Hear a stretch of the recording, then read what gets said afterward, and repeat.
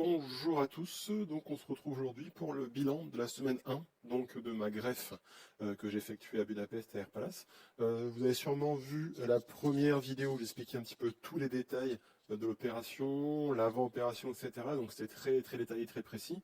N'hésitez pas à aller la revoir si vous voulez revoir mon bilan et mon avis sur la clinique. La vidéo est assez longue, mais sinon vous regardez juste les 5 dernières minutes et vous aurez mon avis, le bilan de l'opération elle-même. Là aujourd'hui sera beaucoup plus rapide que la première.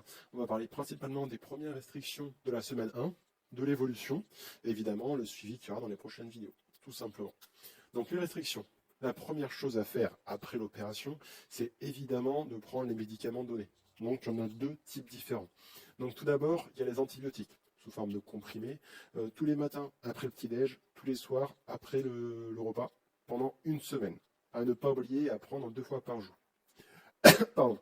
Après ça, vous avez une lotion physiologique toutes les heures à appliquer pendant une semaine. En fait, il vous donne un spray de 100 millilitres avec la lotion physiologique dedans et vous devez vraiment l'appliquer toutes les heures, sauf la nuit, une dizaine de pulvérisations sur la zone implantée. Pas la zone donneuse, mais juste la zone implantée. Ensuite, il faut évidemment ne surtout pas toucher la zone implantée. Rien du tout. Les premières semaines, il ne faut absolument pas toucher, il ne faut pas qu'il y ait de griffures, il ne faut pas se gratter, pas de choc. Et vraiment, ne touchez à rien. Ça démange énormément, c'est difficile, hein, je ne vous le cache pas, mais il ne faut surtout pas toucher. Ensuite, donc, les 2 premières semaines, interdiction d'aller sous le vent, interdiction de prendre la pluie, interdiction de prendre le soleil. Donc moi, je vous dis, je suis resté chez moi les 2 semaines sans sortir.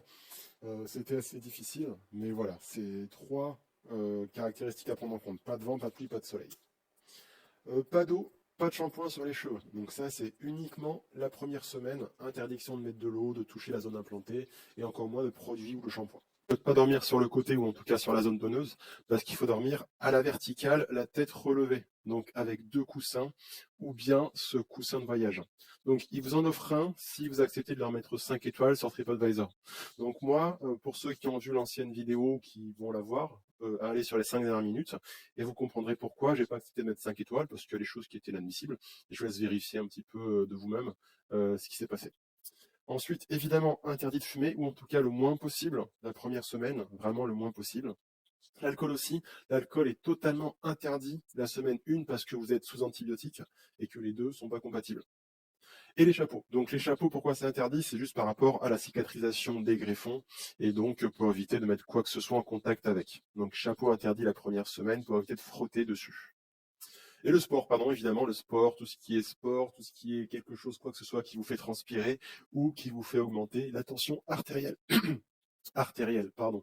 Donc en gros, rien. Il ne faut absolument rien faire qui pourrait vous essouffler ou vous augmenter la tension sanguine. Par rapport à l'évolution, donc là, vous voyez du coup, c'était le lendemain de l'opération. Donc on voit que c'est très rouge sur la surface implantée. On voit que c'est pas dense, mais ça j'en ai parlé à nouveau précédemment. J'en ai déjà parlé, pardon, je vous laisse vérifier l'ancienne vidéo. Évidemment, ça manque de densité, mais en tout cas c'est très rouge et on voit clairement les croûtes et les points. C'était pour l'avant, pour les côtés pareil. Donc côté droit, côté gauche et l'arrière. Donc on voit encore un petit peu les cicatrices le lendemain, mais elles vont partir très vite, surtout quand les cheveux poussent. Et voilà la différence AG+7. Donc c'est un peu moins rouge. Les cheveux ont évidemment poussé, c'est un peu plus noir. Mais après, il faut savoir que le contraste de mon appareil photo est vraiment mauvais. En fait, il retouche toutes les photos sans que je lui demande, et donc c'est chiant d'avoir un truc naturel. Mais voilà, donc là, c'est au bout de 7 jours à quoi vous ressemblerez. Donc on voit toujours ce manque de densité, mais on voit les cheveux greffons ont un peu poussé, et on voit très bien la ligne frontale. Donc ça, c'est pour l'avant. Ça, c'est pour l'arrière. Donc déjà, au bout d'une semaine, on voit quasiment plus les croûtes à l'arrière et les cicatrices surtout. Par contre, sur les côtés, on voit toujours la différence entre la densité naturelle des cheveux restants et des cheveux implantés. À savoir qu'ils ont laissé un petit espace, comme je le disais précédemment, c'était dommage, entre les deux. Donc c'est encore plus flagrant. La comparaison. Donc là, on voit les cheveux le lendemain de l'opération. Là, on voit les cheveux une semaine après. Donc voilà, on voit que ça a un petit peu poussé, on voit qu'il y a des trous un peu partout parce que la médecin préférait, comme je disais, discuter, rigoler plutôt que de faire bien son travail. Et on voit que les cheveux ont un petit peu poussé aussi. Ensuite, voilà, la ligne frontale, donc elle est toujours pareille.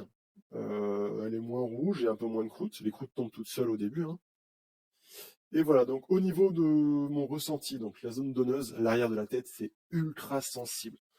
Faut éviter de la toucher, mais ça démange énormément, c'est incroyable.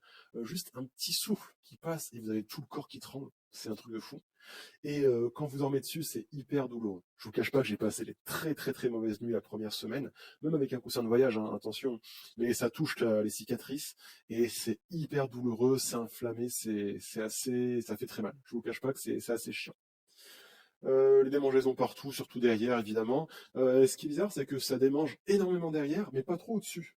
Dessus, franchement, ça va. Ça démange, hein, évidemment, mais c'est largement, comment dire, on supporte, c'est supportable. Mais à l'arrière, c'est compliqué. Ah, vraiment, ça, le moindre coup de vent, le moindre souffle, peu importe, ça démange incroyablement. Donc voilà, ça c'était pour la semaine 1. Je vais rapidement faire la semaine 2 d'ici quelques jours. N'hésitez pas à liker, à vous abonner hein, pour suivre un petit peu l'aventure de mes cheveux et poser des questions en commentaire si besoin. J'y répondrai vraiment très vite. Donc voilà, bah, merci beaucoup à vous et à très bientôt pour une prochaine vidéo. Ciao, ciao.